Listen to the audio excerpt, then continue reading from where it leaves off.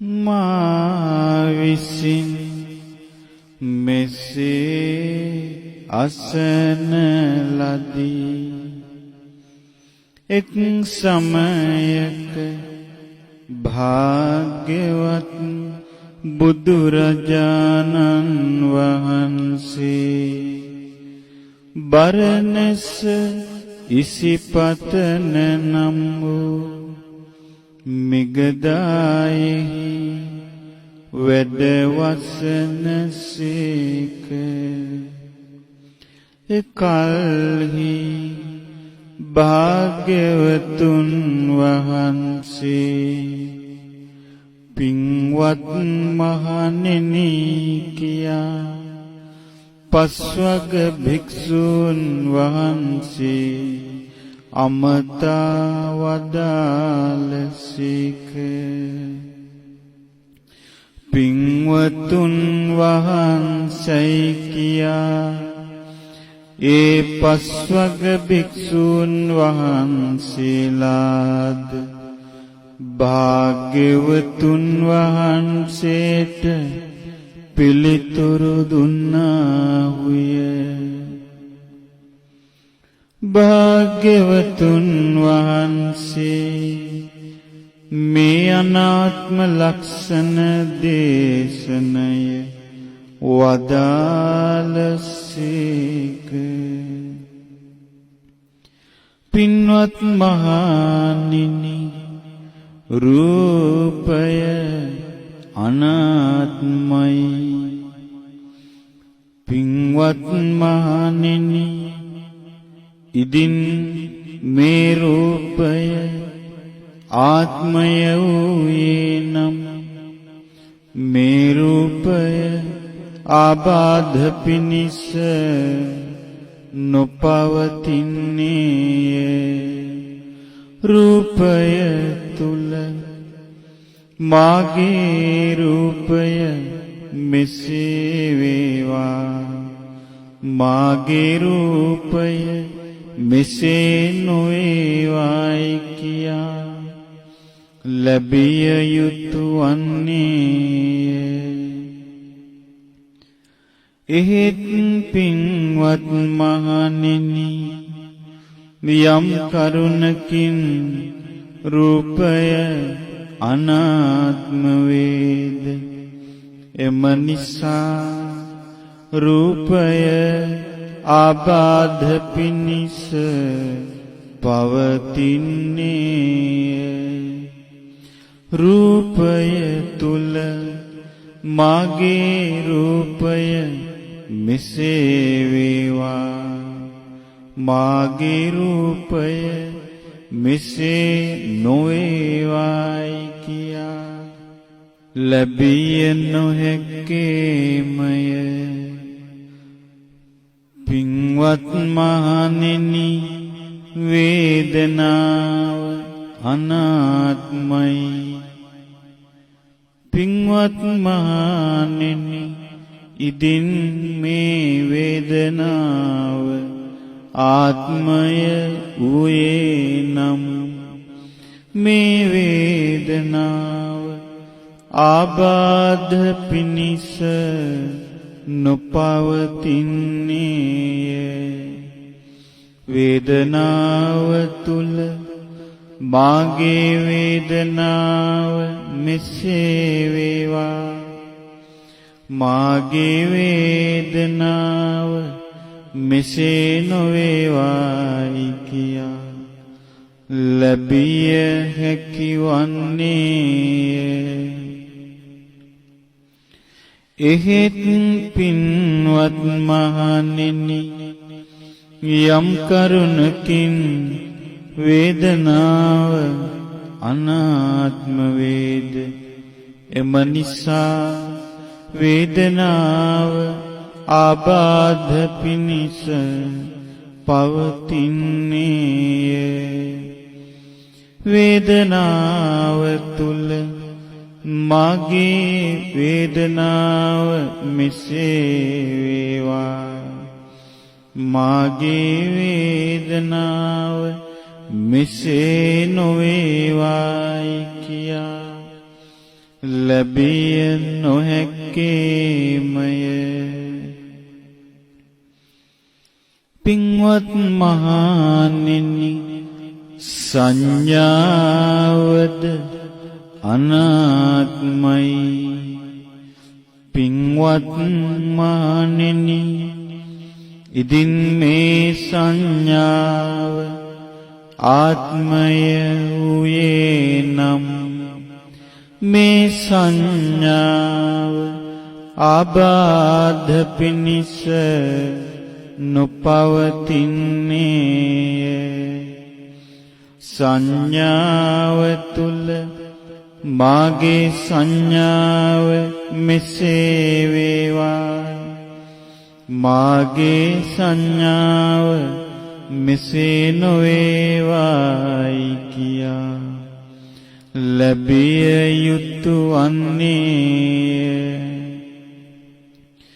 එහෙත් පින්වත් මහණෙනි, නියම් කරුණකින් සංඥාව අනාත්ම වේද. එම නිසා සංඥාව ආබාධ පිණිස පවතින්නේය. සංඥාව තුල මාගේ සංඥාව මෙසේ වේවා, මාගේ සංඥාව මෙසේ නොවේවායි කියා ලැබිය නොහැක්කේමය. පින්වත් මහණෙනි, සංස්කාර අනාත්මයි. පින්වත් මහණෙනි, ඉදින් මේ සංස්කාර ආත්ම වූයේ නම් මේ සංස්කාර ආබාධ පිණිස නොපවතින්නේය.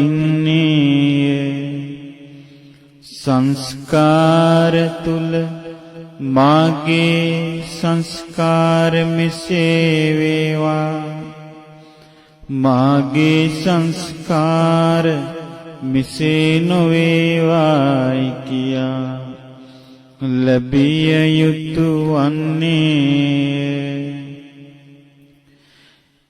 එහෙත් පින්වත් මහණෙනි, නියම් කරුණකින් සංස්කාර අනාත්ම වේද. එම නිසා සංස්කාර ආබාධ පිණිස පවතින්නේය. සංස්කාර තුල මාගේ සංස්කාර මෙසේ වේවා, මාගේ සංස්කාර මෙසේ නොවේවායි කියා ලැබිය නොහැක්කේමය. පින්වත් මහණෙනි, විඥානය අනාත්මයි. පින්වත් මහණෙනි, ඉදින් මේ විඥානය ආත්මය වූයේ නම් මේ විඥානය ආබාධ පිණිස නොපවතින්නේය. මේ විඥානය තුල මාගේ විඥානය මෙසේ වේවා, මාගේ විඥානය මෙසේ නොවේවායි කියා ලැබිය යුතු වන්නේය. එහෙත් පින්වත් මහණෙනි, යම් කරුණකින් විඥානය අනාත්ම වේද. එම නිසා විඥානය ආබාධ පිණිස පවතින්නේය.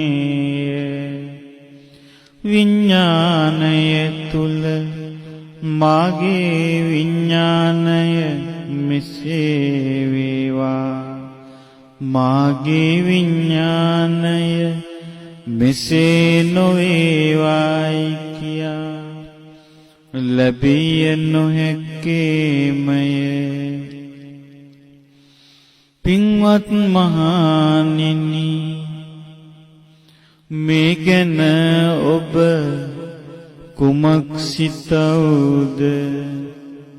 රූපය නිත්‍ය හෝ වේද අනිත්‍ය හෝ වේද? ස්වාමීනි, රූපය අනිත්‍යයි. යමක් වනාහි අනිත්‍ය නම් එය දුකක් හෝ වේද සැපක් හෝ වේද? ස්වාමීනි, එය දුකකි. යමක් වනාහි අනිත්‍ය නම් දුක නම් වෙනස් වෙන ස්වභාවයට අයිති නම් එය මාගේ කියා හෝ එය මම වෙමි කියා හෝ එය මාගේ ආත්මය කියා හෝ මුලාවෙන් සැලකීම සුදුසුද? ස්වාමීනි, එසේ සැලකීම සුදුසු නැත. පින්වත් මහණෙනි, වේදනාව නිත්‍ය හෝ වේද අනිත්‍ය හෝ වේද? ස්වාමීනි, වේදනාව අනිත්‍යයි. යමක් වනාහි අනිත්‍ය නම් එය දුකක් හෝ වේද සැපක් හෝ වේද? ස්වාමීනි, එය දුකකි. යමක් වනාහි අනිත්‍ය නම් දුක නම් වෙනස් වෙන ස්වභාවයට අයිති නම් එය මම කියා හෝ එය මාගේ කියා හෝ එය මාගේ ආත්මය කියා හෝ මුලාවෙන් සැලකීම සුදුසුද? ස්වාමීනි, එසේ සැලකීම සුදුසු නැත. පින්වත් මහණෙනි, සංඥාව නිත්‍ය හෝ වේද අනිත්‍ය හෝ වේද? ස්වාමීනි, සංඥාවද අනිත්‍යයි. යමක් වනාහි අනිත්‍ය නම් එය දුකක් හෝ වේද සැපක් හෝ වේද? ස්වාමීනි, එය දුකකි. යමක් වනාහි අනිත්‍ය නම් දුක නම් වෙනස් වෙන ස්වභාවයට අයිති නම් එය මම කියා හෝ එය මාගේ කියා හෝ එය මාගේ ආත්මය කියා හෝ මුලාවෙන් සැලකීම සුදුසුද? ස්වාමීනි, එසේ සැලකීම සුදුසු නැත. පින්වත් මහණෙනි, සංස්කාර නිත්‍ය හෝ වේද අනිත්‍ය හෝ වේද ස්වාමීනි අනිත්‍යයි. යම් දෙයක් වනාහි අනිත්‍ය නම් එය දුකක් හෝ වේද සැපක් හෝ වේද ස්වාමීනි එය දුකකි. යම් දෙයක් වනාහි අනිත්‍ය නම් දුක නම් වෙනස් වෙන ස්වභාවයට අයිති නම් මෙය මම කියාහෝ මෙය මාගේ කියාහෝ මෙය මාගේ ආත්මය කියාහෝ මුලාවෙන් සැලකීම සුදුසුද?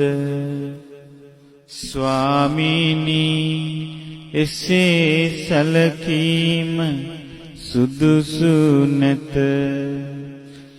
පින්වත් මහණෙනි, විඥානය නිත්‍ය හෝ වේද අනිත්‍ය හෝ වේද ස්වාමීනි විඥානයද අනිත්‍යයි.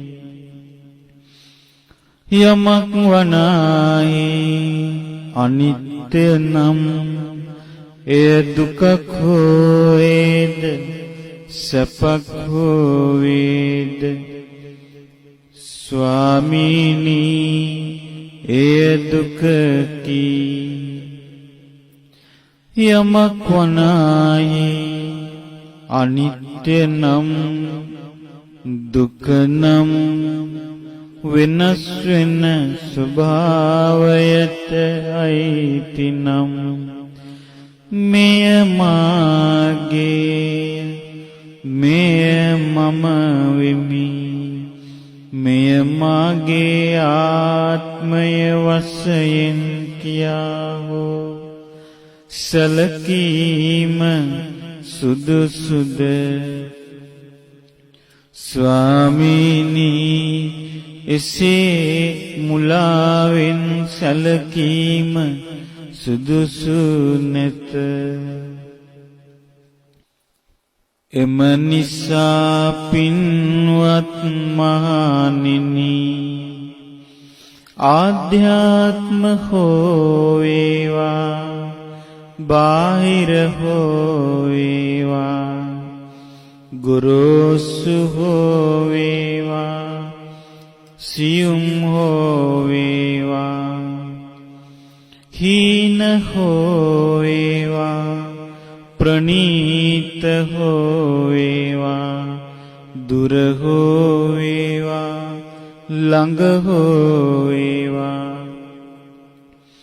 අතීතයේ නිරුද්ධ වී ගිය හෝ හට නොගත් අනාගතයේ හෝ හටගත් වර්තමානයේ හෝ යම් කිසි රූපයක් ඇද්ද ඒ රූප සියල්ලම මෙය මාගේ නොවේ මෙය මම නොවෙමි මෙය මාගේ ආත්මය නොවේයයි කියා මේ ආකාරයෙන් රූපයෙහි ඇති සැබෑ තත්වයම දියුණු කරන ලද නුවණින් දැක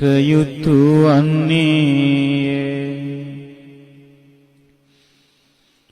පින්වත් මහණෙනි, ආධ්‍යාත්ම හෝ වේවා බාහිර හෝ වේවා ගුරුසු හෝ වේවා සියුම් හෝ වේවා හීන හෝ වේවා ප්‍රනීත හෝ වේවා දුර හෝ වේවා ළඟ හෝ වේවා අතීතයේ නිරුද්ධ වී ගියා වූ හට නොගත් අනාගතයේ හෝ හටගත් වර්තමානයේ හෝ යම් කිසි විඳීමක් ඇද්ද ඒ විඳීම් සියල්ලම මෙය මාගේ නොවේ මෙය මම නොවෙමි මෙය මාගේ ආත්මය නොවේයි කියා මේ ආකාරයෙන් විඳීම් වල ඇති සැබෑ තත්වයම දියුණු කරන ලද නුවණින් දැක්ක යුතු වන්නේය. හිමින්ම ආධ්‍යාත්ම හෝ වේවා බාහිර හෝ වේවා ගුරුසු හෝ වේවා සියුම් හෝ වේවා හීන හෝ වේවා ප්‍රනීත හෝ වේවා දුර හෝ වේවා ළඟ හෝ වේවා අතීතයේ නිරුද්ධ වී ගියා වූ හට නොගත් අනාගතයේ හෝ හටගත් වර්තමානයේ හෝ යම් කිසි සංඥාවක් ඇද්ද ඒ සංඥා සියල්ලම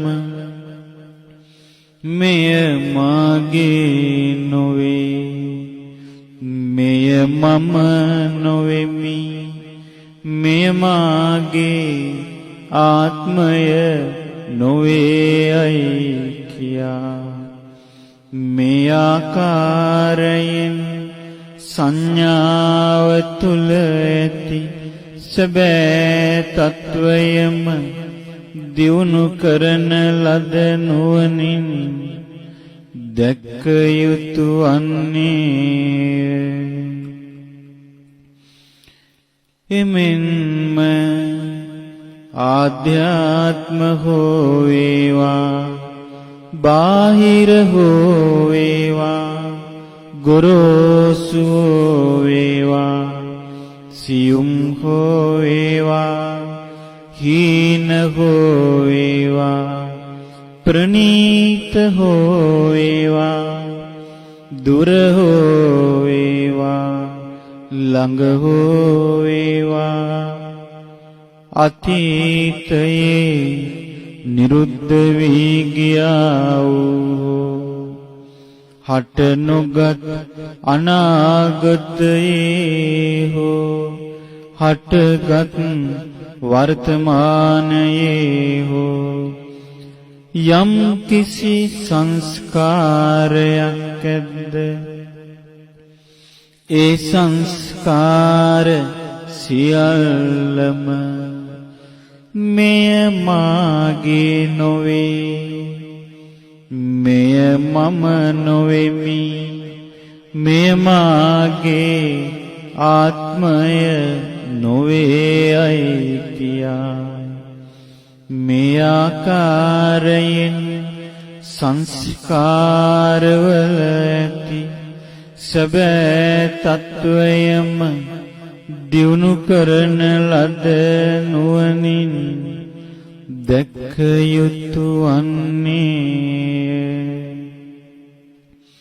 හිමින්ම ආධ්‍යාත්ම හෝ වේවා බාහිර හෝ වේවා ගුරුසු හෝ වේවා සියුම් හෝ වේවා හීන හෝ වේවා ප්‍රනීත හෝ වේවා දුර හෝ වේවා ළඟ හෝ වේවා අතීතයේ නිරුද්ධ වී ගියෝ හට නොගත් අනාගතයේ හෝ හටගත් වර්තමානයේ හෝ යම් කිසි විඥානයක් ඇද්ද ඒ විඥාන සියල්ලම මෙය මාගේ නොවේ මෙය මම නොවෙමි මෙය මාගේ ආත්මය නොවේයි කියා මේ ආකාරයෙන් විඥානයේ සැබෑ තත්වයම දියුණු කරන ලද නුවණින් දැක්ක යුතු අන්නේය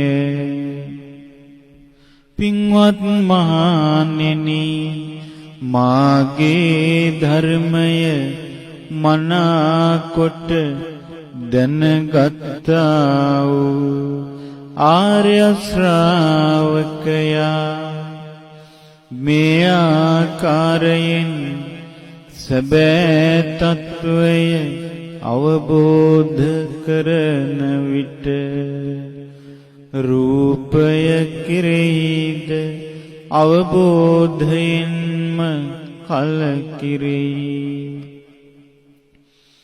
වේදනාව කෙරෙහිද අවබෝධයෙන්ම කලකිරෙයි සංඥාව කෙරෙහිද අවබෝධයෙන්ම කලකිරෙයි සංස්කාර කෙරෙහිද අවබෝධයෙන්ම කලකිරෙයි විඥානය කෙරෙහිද අවබෝධයෙන්ම කලකිරෙයි කලකිරුණ විට ඒ කිසිවකට නොඇලෙන්නේ වේ ඒ පංච උපාදානස්කන්ධය කෙරෙහි ඇල්ම නැති වී ගිය විට ඒ පංච උපාදානස්කන්ධයෙන් නිදහස් වෙන්නේය නිදහස් වූ විට සියලු දුකින් නිදහස් වූයේයි කියා තමා තුලම අවබෝධඥානය ඇති වෙන්නේය ඉපදීම අවසන් විය නිවන් මඟ සම්පූර්ණ කරන ලදී නිවන් අවබෝධය පිණිස වෙන කල යුතු දෙයක් නැත්තේ අනාගතයේ සකස් වන්නා වූ සියලු දුක් නැත්තේයි කියා අවබෝධ ඥානයම ඇතිවන්නේය භාග්‍යවතුන් වහන්සේ මෙය වදාළසේක සතුටු සිතින් යුතු පස්වග භික්ෂූන් වහන්සේලා භාග්‍යවතුන් වහන්සේ විසින් වදාරන ලද මේ අනාත්ම ලක්ෂණ දේශනය මහත් සොම්නසින් පිළිගත්තාය මේ ශ්‍රී සද්ධර්මයට සවන් දෙන කල්හි පස්වග භික්ෂූන් වහන්සේලාගේ සිත් කිසිවකට නොබැඳී සියලු කෙලෙසුන්ගෙන් සදාටම නිදහස් වී ගියා. සාදු සාදු